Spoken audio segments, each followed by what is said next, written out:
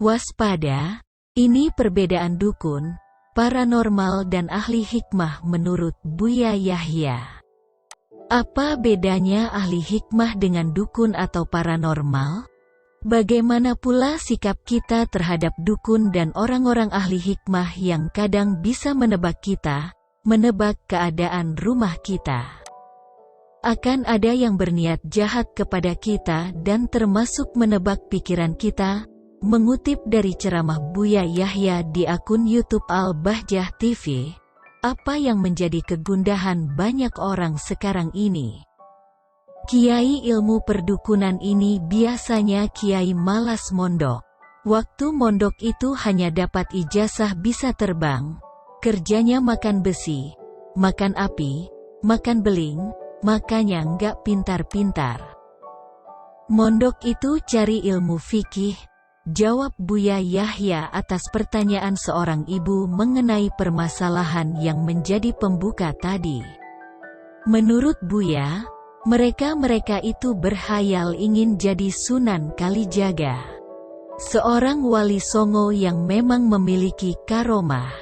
Ini tentu berbeda karena Sunan Kalijaga merupakan wali dan tentu saja istiqomah dalam berbuat kebaikan, serta senantiasa menjaga diri dari kemaksiatan. Fenomena dukun yang mengaku ahli hikmah ini biasanya adalah santri-santri yang malas belajar, demikian menurut Buya Yahya. Setiap hari puasa macam-macam, puasa ini puasa itu tapi Senin Kamisnya tidak. Dan jika ada guru yang mengajari seperti ini, keblinger namanya. Ilmu hikmah itu maknanya adalah ilmu karena hikmah itu sendiri merupakan sebuah ilmu.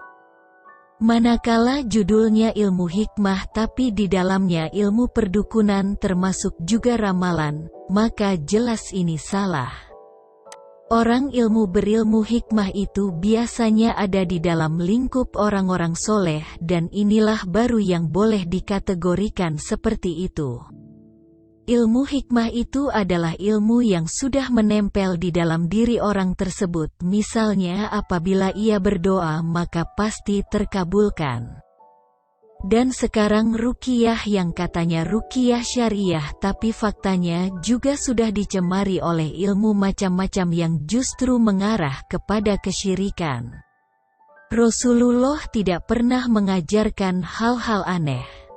Ada kisah seorang sahabat Nabi yang membacakan seorang ketua kabilah yang sedang sakit dibacakan Al-Fatihah, kemudian ditanyakan kepada Nabi, bagaimana tentang yang dia berikan? Itu ruqyah, boleh kau ambil imbalannya, ucap Buya Yahya. Jika seorang ahli hikmah datang meruqyah, akan tampak di wajahnya kehusuan, rasa takut kepada Allah dan tidak mengajarkan yang tidak baik. Tidak mengajari suudzon.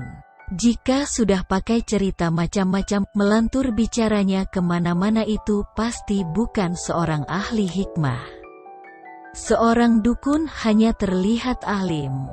Tapi biasanya ketika ada orang yang datang malah mengajari suudzon kepada mereka itu.